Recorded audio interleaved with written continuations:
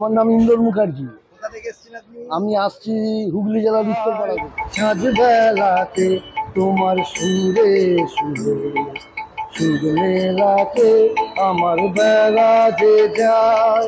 সাঁঝ বেলাতে তোমার সুরে সুরে সুর মেলাতে আমার বেলা যে একটি তারে গানের বেদন বইতে না রে তোমার সাথে বারে বারে আছি